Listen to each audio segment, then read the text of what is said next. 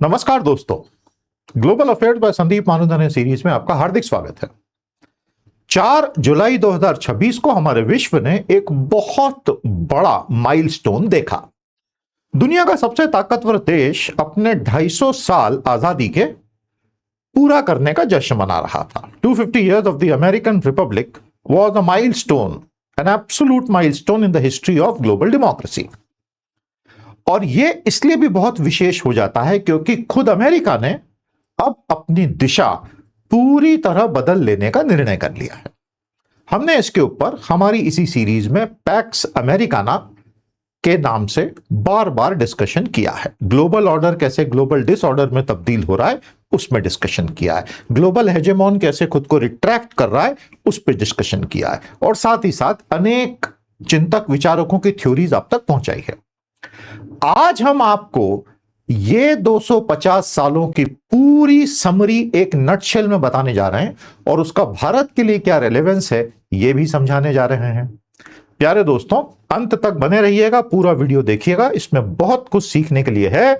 The US at 250 what lies ahead, सारी दुनिया पर इसका बहुत गहरा प्रभाव होगा, क्योंकि अल्टीमेटली दुनिया का चौधरी फिलहाल तो एक ही है, हालांकि वो धीरे धीरे अपने आप को पीछे खींच रहा है। आइए शुरू करते हैं।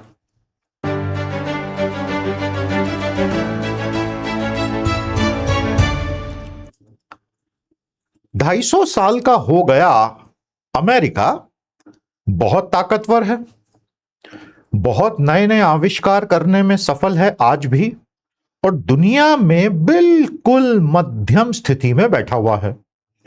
लेकिन आज की स्थिति में वो भीतर से बट गया है, अपनी ग्लोबल चॉइसेस में बहुत ज्यादा पक्षपाती हो गया है, और अब उसको चुनौती देने वाले बहुत सारे उठ के आ गए कंपेयर टू 1950, 60, 70, 80 जब उसका सितारा एकदम बुलंदी पे था।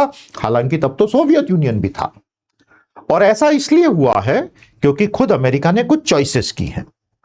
अमेरिका की सबसे बड़ी कहानी है एक्सपेंशन ऑफ लिबर्टी, इसमें कोई शक नहीं। हालांकि जहां जहां अमेरिका सेना लेके गया कि मैं यहां सेक्युलर लिबरल डेमोक्रेटिक सरकारें बनाऊंगा, वहां उसने सिर्फ विनाश लाया। वियतनाम में अमेरिकी सैनिकों के द्वारा किए गए क्रूर अत्याचार अगर आप एक बार ढंग से पढ़ लें, आपकी आत्मा कांप उठेगी। अफगानिस्तान हो, इराक हो, लीबिया हो, जहां जहां ये घुसे वहां सिर्फ विनाश लाया। लेकिन जहां वो बिना सेना के गए और अपने लिबरल वैल्यूज आगे बढ़ाने की कोशिश की, उसने दुनिया को कहीं ना कहीं एक रोल मॉडल दिया। दोस्तों, आने वाले समय में एक छत्र अमेरिका बिल्कुल ही नहीं होने वाला है। हम एक यूनिक डिसऑर्डर को बनते देख रहे हैं, और इसके लिए अगर अमेरिका कभी किसी को दोष देना चाहेगा तो पीछे मुड़ के वो देखेगा तो खुद अमेरिका ही अपने आप को उसके लिए जिम्मेदार पाएगा, क्योंकि वो ही उस मल्टीलैटरलिज्म को, बहुपक्षीय व्यवस्था को तोड़ता चला जा रहा है जो उसने खुद बनाई 1950 से लेके अगले 40 सालों तक। और फिर ट्रंप के आने के बाद औपचारिक रूप से, उसके पहले अनौपचारिक था, यह सब पर्दे के पीछे होता था। ट्रंप ने आता ही औपचारिक रूप से खुल्लम खुल्ला मल्टीलैटरलिज्म पर स्लेज हैमर चलाने शुरू कर दिए, जिससे अमेरिका ने खुद को नुकसान पहुंचा दिया। देखिए, कोई भी बड़ी ताकत, काहे की बड़ी ताकत, अगर उसके खुद के एलाइज पीठ पीछे उसको गालियां देते फिरे। आज अमेरिका के जितने एलाइड देश हैं सब परेशान हो चुके हैं, क्योंकि डोनाल्ड ट्रंप अपने एलाइज को इतना अब्यूज करते हैं, और नॉर्थ कोरिया और चाइना की तारीफ करे बिना नहीं, तो लोग इस दोहरेपन से बहुत परेशान हो गए। लेकिन क्योंकि अमेरिका सबसे बड़ी ताकत है, इस बात से कोई इंकार नहीं है, एआई में आज भी नंबर 1 है। हालांकि चाइना एक बहुत बड़ी चुनौती है, मैंने ग्लोबल अफेयर में इस पे पूरा वीडियो बनाया है, देख लीजिएगा। अमेरिका का स्टॉक मार्केट कैपिटलाइजेशन $70 ट्रिलियन के आगे, हालांकि वो हाइपर फाइनेंशियल एजेंट की वजह से है, वो एक अलग इश्यू। अमेरिका का जीडीपी $35 ट्रिलियन, चाइना का 20 से 21 ट्रिलियन डॉलर। ये सारी चीजें मिलकर अमेरिका को, आप पसंद करें ना करें, विश्व की भू राजनीति के केंद्र में लाके खड़ा कर देती हैं। साथियों, आगे बढ़ने से पहले आपको याद दिला दूं, 8 जुलाई यानी कल रात तक हमारा इंसेंटिव इस कोर्स का जो 18 जुलाई को होने वाला है, वैलिड है। साइट पे जाइए turbocharger.billionaires.ai और अभी कभी इनरोल कीजिए। बहुत बहुत शुक्रिया। अमेरिका ने 1950 से 2008 तक किन वैल्यूज के लिए काफी कुछ कुर्बान किया? आइए सबसे पहले उन वैल्यूज की बात कर ली जाए। बहुत सिंपल सी बात है, अमेरिका 5 चीजों को आगे बढ़ाता रहा और दुनिया का इससे फायदा भी बहुत हुआ। कितना भी आप अमेरिका की आलोचना कर लें, ये तो आपको मानना पड़ेगा। Liberal democracy, free market capitalism, anti communism, alliance leadership, self correctives, बहुत बड़े टॉपिक्स हैं ये। लेकिन एकदम सरल भाषा में अगर मैं समझाऊं, मोटे तौर पर अमेरिका ने हमेशा उदारवादी लोकतंत्र सब जगह हो, इसके बहुत प्रयास किए। इसका फायदा यह हुआ कि एक समय वाकई ऐसा आ गया था जब सारी दुनिया में उदारवाद की हवा चल रही थी, लेकिन उसके बाद बहुत सारे ऐसे कारण थे कि वो हवा अब उल्टी दिशा में चली गई और सब तरफ, इंक्लूडिंग अमेरिका, बहुत एग्रेसिव राइट विंग पॉलिटिक्स का उदय हो गया। और वो पिछली हवाओं का ही एक परिणाम रहा। फ्री मार्केट को अमेरिका ने बहुत आगे बढ़ाया और उसके लिए तमाम संस्थान खड़े किए। 1945 से लेके IMF, वर्ल्ड बैंक, फिर ITO, GATT, ITO बना नहीं, फिर WTO और तमाम दूसरी चीजों से 40-50 साल तो सब ठीक चला। लेकिन आज हम जिसे कैपिटलिज्म मानते हैं, मेरी व्यक्तिगत राय यह है कि कैपिटलिज्म, जो सच्चा वाला कैपिटलिज्म था, वो अराउंड 1990 खत्म हो गया। उसके बाद नियो लिबरल कैपिटलिज्म आ गया, जो एक अजीब सा जानवर है। It's a very different beast, ना उदारवादी पूंजीवाद। और उसके बाद 2008 की ग्लोबल फाइनेंशियल क्राइसिस, सब प्राइम हाउसिंग क्राइसिस की वजह से, कोलैप्स की वजह से उस नियो लिबरल कैपिटलिज्म की भी मौत हो गई और उस लाश में हवा भर भर के वेंटिलेटर पे रखकर अब हमें पूंजीवाद के रूप में प्रस्तुत किया जा रहा है। दरअसल हुआ यह है, losses have been socialised and all profits have been privatised, और उस पर से आ गया AI। तो कभी और पूंजीवाद पे विस्तार में चर्चा करेंगे, तब इस पे और बात करेंगे। लेकिन जब तक था बहुत अच्छा था। एंटी कम्युनिज्म, हमेशा वो बोलते रहे कि अथॉरिटेरियनिज्म को हम खत्म करेंगे। सोवियत यूनियन अपनी ही गलतियों से खत्म हो गया, उस पर एक पूरा वीडियो इसी सीरीज में अवेलेबल है। चाइना को पूरी कोशिश करके भी खत्म नहीं कर पाए, क्योंकि चाइनीज रूलर्स ने सोवियत संघ से सबक ले लिया था और उन्होंने इकोनॉमी में कैपिटलिज्म घुसा दिया। लेकिन ऐसा कैपिटलिज्म जो स्टेट के जूते के नीचे रहता है। उन्होंने किसी भी कैपिटलिस्ट को स्टेट को होस्टेज बनाने ही नहीं दिया। अमेरिका की पूरी राजनीति आज ओलिगार्क्स की जेब में जा चुकी है। ऐसा कई देशों में हो चुका है, भारत में काफी हद तक हो ही रहा है, आंखों के सामने दिखता है। चाइना में ऐसा नहीं हुआ। वहां का जो अथॉरिटेरियन सिस्टम है, कम्युनिस्ट सिस्टम, उसके बूट के नीचे इकोनॉमी रहती है। इसके कुछ फायदे होते हैं, हालांकि authoritarianism itself is a very dystopian and a dark situation, वो तो मानी हुई बात है। अलायंस को लीडरशिप दी अमेरिका ने और उसी अलायंस को तोड़ने में लगा हुआ है, अपने हर एलाई को गाली देना। और मौजूदा जो फंक्शनल अलायंसेस हैं, उनमें अब सबसे बहुत उम्मीदें करना। धीरे धीरे फ्रैक्चर आ रहे हैं, रातों रात कुछ भी नहीं टूटेगा। टूटते टूटते टूटते भी 5 से 10 साल लगेंगे, स्पेशली बिकॉज कोई ऑल्टरनेटिव है ही नहीं। China can not be the alternative for many reasons. Fully convertible currency नहीं है, अथॉरिटेरियन कम्युनिस्ट सिस्टम है, at least ruling political philosophy wise, और बहुत सारे कारण हैं। इसलिए अमेरिका को रातों रात तो कोई रिप्लेस कर ही नहीं पाएगा, यूरोप भी एकदम से नहीं कर पाएगा, उसके अपने दूसरे प्रॉब्लम्स हैं। लेकिन नुकसान तो वो खुद का करता ही जा रहा है और उसके खुद के सेल्फ करेक्टिंग मैकेनिज्म धीरे धीरे अंदर से ही टूटते चले जा रहे हैं। हालांकि अभी भी अमेरिका के जो इंस्टीट्यूशंस हैं, जैसे कि कोर्ट्स, जैसे कि मीडिया, जैसे कि सिविल सोसाइटी, वो अभी भी जिंदा हैं और वो एक सेल्फ करेक्शन का काम करते हैं। और दुनिया में आज भी किसी से भी पूछेंगे तो सब यही कहेंगे कि अमेरिका में रूल ऑफ लॉ आज भी है।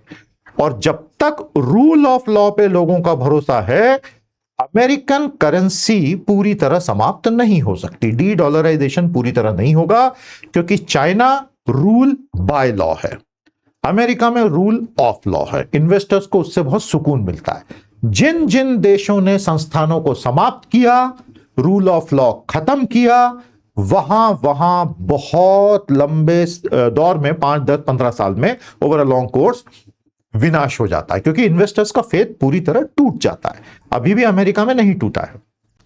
तो आज कौन सी वैल्यूज के लिए अमेरिका आपको खड़ा दिखाई देता है, 250 साल हो गए ना भाई, तो ऐसा लगता है कि दुनिया को अभी आगे की राह दिखाएगा। लेकिन थोड़ी सी दिक्कत हो गई है। अमेरिका ने ये बोला कि देखो ब्रो, ये जो राह वाह दिखाने का काम है, ये हमने क्या है बहुत कर लिया, अब हम बहुत थक चुके हैं, अब हमको ज्यादा राह नहीं दिखानी है, अब हम थोड़ा आगे बढ़ना चाहते हैं और अब हम थोड़ा अपना खुद का इंटरेस्ट देखना चाहते हैं। We're tired of showing the path to the world. We don't want to do that anymore. I'd rather focus on ourselves. I'd rather focus on making money myself.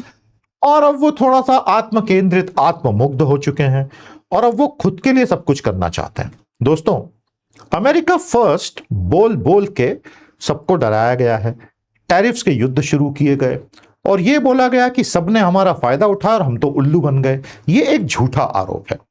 जब डोनाल्ड ट्रंप ये आरोप लगाते हैं कि सारी दुनिया ने पिछले 50, 60, 70 सालों में हमारा फायदा उठाया और हम तो उल्लू बन गए, ये इसलिए झूठा आरोप है कि वो सिस्टम खुद अमेरिका ने बनाया था ताकि ग्लोबल प्राइमेसी अमेरिका की बनी रहे, ताकि पेट्रो डॉलर बना रहे, ताकि डॉलर में ही दुनिया का 60-70% ट्रेड का इनवॉइसिंग होता रहे, ताकि डॉलर रिजर्व करेंसी और सेंट्रल बैंक के द्वारा होल्ड की जाने वाली करेंसी एफसीए में बनी रहे। यह अमेरिका की खुद की इच्छा थी, तो उसकी एक कीमत तो आपको चुकानी पड़ेगी उस सिस्टम को मेंटेन करने के लिए। 700 मिलिट्री बेसेस हमने थोड़ी बोला था आपको बनाने को। फिर उनका यह कहना कि इस पे इतना खर्चा हो रहा है and everyone is fleecing us, that is a completely wrong allegation. लेकिन इतिहास की धारा मुड़ गई है और एक्चुअली ये बहुत ही एक माइलस्टोन जो 250 ईयर्स का आया है, ये इसलिए बहुत रोचक हो गया है क्योंकि इस पॉइंट पे अमेरिका खुद को रीडिफाइन करने लगा है और वो अब हेजेमॉन रहना ही नहीं चाहता है, क्योंकि हेजेमॉन रहने के लिए आपको बहुत खर्चा करना पड़ रहा है जिसे वो कॉस्ट समझ रहे हैं, जबकि वो थी एक सिंपल सी प्रीमियम पॉलिसी जो अमेरिका ने भरी हुई थी, लेकिन इंश्योरेंस पॉलिसी जिसका प्रीमियम अमेरिका भर रहा था।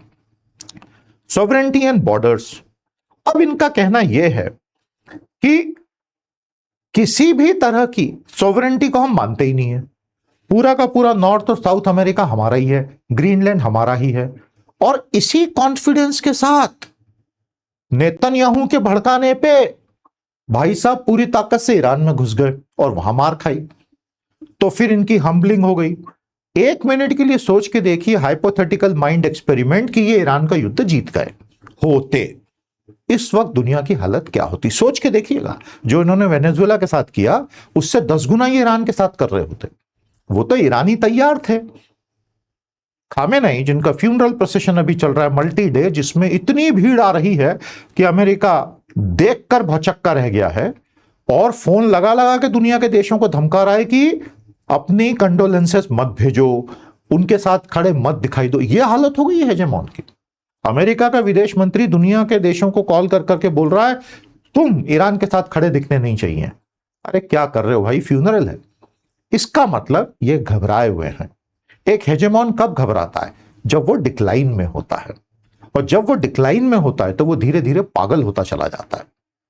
लेकिन अभी भी कुछ नहीं बिगड़ा। अमेरिका चाहे तो अपना रास्ता फिर से ठीक कर सकता है। उसकी संभावना ट्रंप के साथ तो काफी कम है और आगे आने वाले तो और भी महान होंगे। तो सॉवरेंटी का अब इनके लिए कोई मतलब नहीं रह गया। हम कहीं भी जाएंगे, किसी को भी मारेंगे, कुछ भी छीन लेंगे। और उस प्रोजेक्ट में ब्रेक लगाने का काम फिलहाल के लिए ईरान ने कर दिया है और इतना भयंकर बड़ा ब्रेक लगाया है। मेरे इन शब्दों को आप 2030 में जब पीछे मुड़ के देखेंगे तब आपको इसकी गंभीरता का एहसास होगा कि विश्व की राजनीति में एक इतना बड़ा मोड़ ये 4 महीने लेकर आ गए, जो ईरान, जो कि अमेरिका और इजराइल के प्लान के ठीक 180 डिग्री अपोजिट कर दिया ईरान ने पकड़ के। और अभी तो इस खेल का पहला ही एक्ट हुआ है।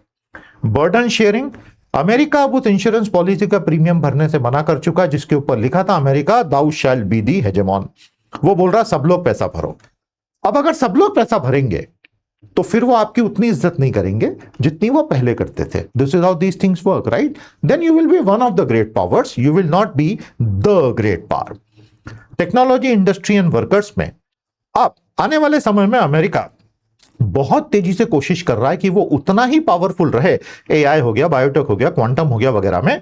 लेकिन चाइना ने पूरी कोशिश करके पिछले 25-30 सालों से, खासतौर पे पिछले 13-14 साल जब से शी जिनपिंग आए हैं, अपनी स्टेम की पाइपलाइन इतनी तगड़ी कर ली है और अमेरिका को टक्कर देने के लिए काउंटर मेजर्स इतने अच्छे लगा लिए हैं, अगर आपके फ्रंटियर मॉडल्स हैं जो कि प्राइवेट लैब में सैकड़ों अरबों की इन्वेस्टमेंट से निकल कर आए हैं, सारे पेड हैं, प्रोप्राइटरी हैं, तो हम ओपन सोर्स दे देंगे और इतने हाई क्वालिटी के ओपन सोर्स देंगे कि लोग 10 बार सोचेंगे आपके पेड फ्रंटियर मॉडल, क्योंकि हम तो 10% कॉस्ट पे ही लगभग 99% कैपेबिलिटी के बना देंगे एक दिन, और वो दिन आ गया है। 1 साल बाद तो ये ऑलमोस्ट बराबर हो जाएंगे। तो जिन फ्रंट्स को अमेरिका अनडिस्प्यूटेड मान के चल रहा था, चाइना आंखों में आंखें डाल के लाल लाल आंखें करके लेजर आइस से उनको डरा रहा है।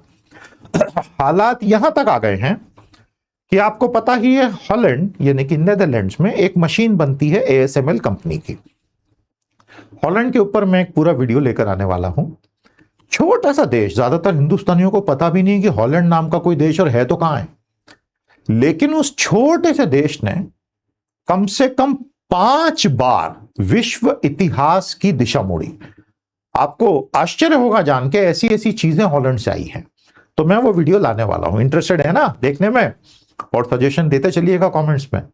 दोस्तों, ASML नाम की कंपनी है जो दुनिया की सबसे महत्वपूर्ण मशीन बनाती है, जिसमें आज के सबसे एडवांस AI चिप्स बनने की एक पूरी प्रणाली है। उसको आप फैब्स में लगाते हैं, वहां से चिप्स बनते हैं। अमेरिका ने अभी ASML को बोला है, मैं बता रहा हूं कि अमेरिका का डिक्लाइन कैसे हो रहा है 250th ईयर में, और तो और the tragedy of it. America ने अभी ASML को बोला कि देखिए, हमें यह खबर मिली है कि आपकी एक मशीन चाइना पहुंच गई है। तो ASML ने बोला कि दद्दू ऐसा है, हमने अभी तक 240 के आसपास ये मशीनें बनाई, एक एक मशीन हमको पता है कहां है, एक एक का स्पेयर पार्ट हमको पता है कहां है, हमारे लोग इस वक्त कहां है, लाइव डैशबोर्ड पर दिख रहा है कहां है, नहीं गया है चाइना कुछ भी।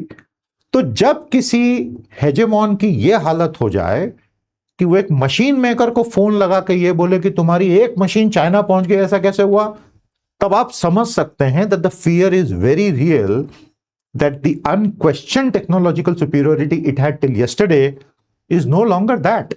और इसके लिए तो चाइना की दाद देनी पड़ेगी, पसीने निकाल दिए अमेरिका के साइंस और टेक में। दूसरा कोई देश नहीं है ऐसा दूर दूर तक।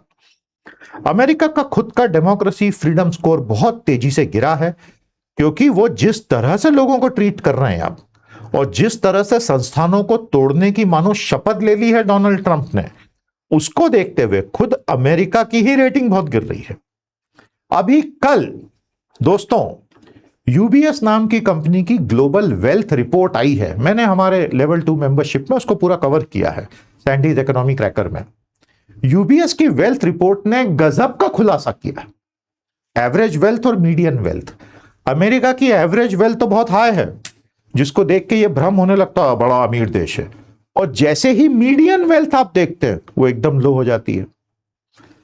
तो जिस देश में एवरेज वेल्थ ज्यादा दिखे और मीडियन वेल्थ एकदम कम दिखे, मतलब वहां के ओलिगार्क्स ने मैक्सिमम वेल्थ पर ऑलरेडी कब्जा कर लिया है, तो जिससे एवरेज ऊपर चला जाता है। लेकिन मीडियन, जिसमें आप वेल्थ वाइज सब अमेरिकन को एक लाइन में खड़ा करो, 34 करोड़, और बिल्कुल बीचों बीच लाइन ड्रॉ करो, वो एकदम नीचे चली जाती है। तो मतलब बिल्कुल साफ है। तो अमेरिका का जो नियो लिबरल कैपिटलिज्म का मॉडल है, उसने भयानक वेल्थ कॉन्सेंट्रेशन कर दिया है, और इसमें आपको सब दिखाई देगा। एवरेज वेल्थ उसकी $7 लाख है। अरे बाप रे, बहुत अमीर है रे अमेरिका। अरे दद्दू, मीडियन वेल्थ केवल $70,000 है। अरे बाप रे, बहुत गरीब है रे अमेरिका। और जिनी कोएफिशिएंट 0.77 है वेल्थ का, ये ऑब्सीन वैल्यूज हैं। जिनी कोएफिशिएंट 0.3 के ऊपर ऑब्सीन माना जाता है। वैसे इसके ठीक नीचे इंडिया है 0.74 पे, कभी और इसके ऊपर विस्तार में समझाएंगे। प्यारे दोस्तों, अब बहुत हो गई बुराई अमेरिका की। अमेरिका के टॉप अचीवमेंट देख लें 250 सालों के। जो भी हो, अमेरिका एक ड्यूरेबल कॉन्स्टिट्यूशनल रिपब्लिक रहा, जबकि वहां सिविल वॉर का झटका आया, डिप्रेशन का झटका आया, सिविल राइट्स का इतना बड़ा सिविल वॉर बिना हथियारों वाला हुआ, लेकिन अमेरिका खुद को बचते बचाते यहां तक ले आया। Expansion of liberty with in America हुई ही है, इकोनॉमिक और टेक पावर रहा ही है, साइंस और स्पेस में नंबर 1 है, इसमें कोई डाउट ही नहीं है। दूसरे कैचअप कर रहे हैं, लेकिन नहीं, सोवियत संघ एक बार था, लेकिन फिर वो रह गया। वीनस पर केवल एक कंट्री के प्रोब्स आज तक पहुंचे हैं। कौन सी कंट्री बताइएगा, और उन प्रोब्स का क्या नाम था? तो मर्क्यूरी के बाद जो वीनस है, जहां का टेम्परेचर ही 400 से 800 डिग्री सेल्सियस रहता है because of runaway green house effect, हमारी दुनिया का सिर्फ एक देश है जो वहां पे प्रॉपर प्रोब भेज के चित्र ले पाया। वो देश कौन था और वो प्रोब्स के नाम क्या थे बताइएगा। शुक्र ग्रह की बात कर रहा हूं। Post war institution building basically आज की दुनिया जो थी, या ये कह लें लगभग 2000 तक की जो दुनिया थी, 2008 तक की दुनिया थी, अमेरिका की बनाई हुई थी। उसके बाद अमेरिका ने खुद ही बुलडोजर लेके उस दुनिया को ध्वस्त कर दिया, और अब तो डोनाल्ड ट्रंप उसकी राख पे नाच रहे हैं कि अच्छा हुआ हमने खत्म किया, अच्छा हुआ हमने खत्म किया। लेकिन ये 5 अचीवमेंट्स रही हैं, इस पर कोई सवाल नहीं उठा सकता, ये अमेरिका की अचीवमेंट्स हैं। तो भैया टॉप फेलियर्स क्या रही? अरे सबसे बड़ी फेलियर अश्वेतों की स्लेवरी, रेशियल हायरार्की, और वो तो अब्राहम लिंकन जैसे महापुरुष आए जिन्होंने इसको समाप्त किया, नहीं तो बिल्कुल जंगली जानवरों जैसा ही व्यवहार होता था। अगर आपको इसके ऊपर और गहराई में समझना है तो आपको कुछ बहुत अच्छी हॉलीवुड मूवीज स्लेवरी पे मिल जाएंगी, कुछ बहुत ड्रामेटिक में मिलती है जैसे कि जैंगो अनचेन्ड, जो कि सदर्न यूएसए की कॉटन प्लांटेशन की कहानी है। लेकिन कुछ कुछ बहुत रियलिस्टिक मूवीज भी हैं। लिंकन मूवी तो अपने आप में एक हिट है। तो ऐसी कुछ मूवीज के नाम बताइए जो अमेरिका की स्लेवरी की तरफ बहुत मार्मिक चित्रण करते हो।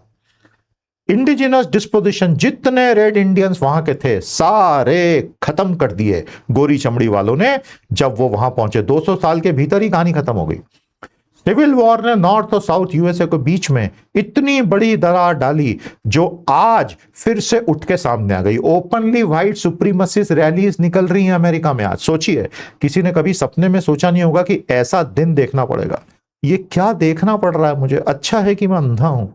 फॉरेन पॉलिसी ओवररीच, हर जगह घुसे और हर जगह मार खा के लौटे, ये रिकॉर्ड है इनका। और लेटेस्ट ईरान, लेकिन उसके बाद भी लिबरल डेमोक्रेसी स्थापित करूंगा बम मार के, ये इनको बहुत अच्छा लगता है। और इनइक्वालिटी और पोलराइजेशन आज के अमेरिका की सच्चाई है। इनइक्वालिटी तो इतनी भयंकर बढ़ गई है, मैंने अभी आपको बताया ना, ये आंकड़े हैं भैया यूबीएस की national wealth global wealth report 2026 के।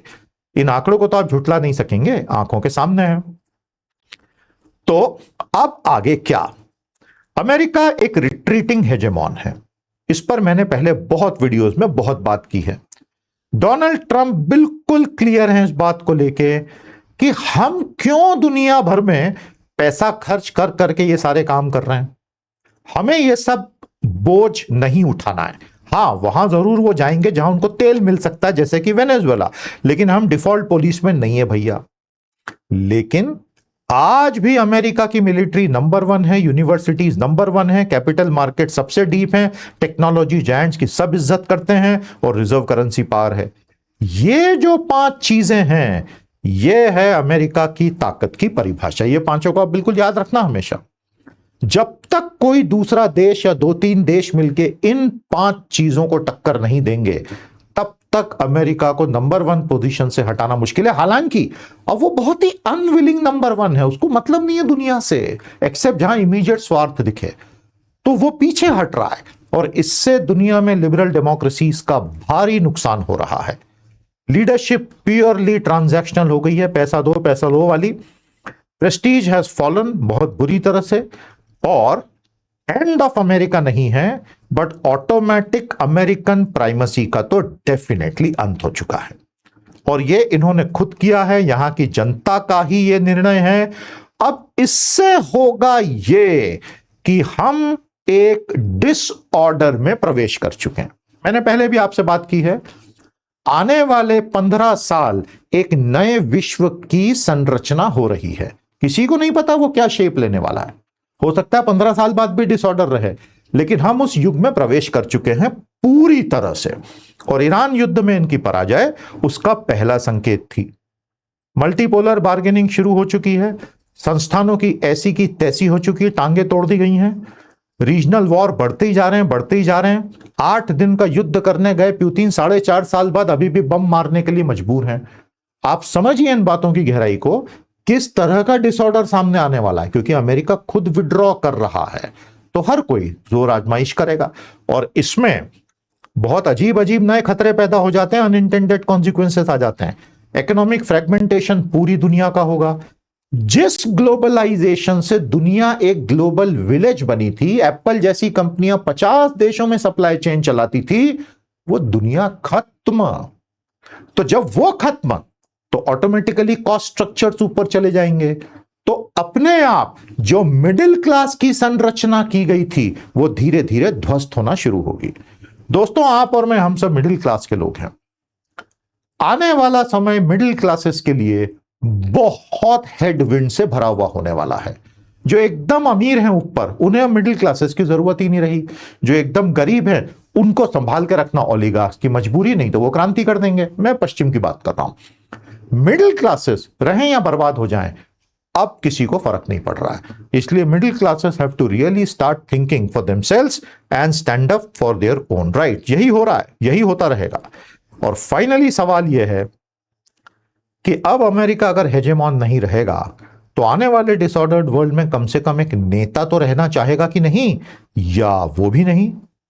तो यह है 250 साल के अमेरिका की पूरी कहानी, पूरा लब्बो लुआब, पूरा सारांश। उम्मीद करता हूं आपको बहुत गहराई से मैं समझा पाया, और आने वाले सालों में अब इस पे हम और बहुत बातें करेंगे दोस्तों। आपको बहुत आनंद आएगा। आनंद तो आपको हमारे टर्बो चार्जर कोर्स में भी आएगा। आज के आज एनरोल करें। 18 तारीख को सुबह 8 बजे से लाइव शुरू हो जाएगा। हमारे चैनल पर एक से एक लेवल एक्सक्लूसिव नॉलेज वीडियोस के उपलब्ध हैं। लेवल 4 भी अब स्टार्ट हो चुका है सुप्रीम इंटेलेक्ट का। आइए ज्वाइन कीजिए। अब मुझे इजाजत दीजिए, कल आपसे फिर भेंट करेंगे। यूएस एट 250 में मैंने कोशिश की कि एक बहुत बड़ी कहानी को एकदम छोटे में आप तक लाऊं। कैसा लगा जरूर बताइएगा कमेंट में। बहुत बहुत शुक्रिया। नमस्ते, जय हिंद।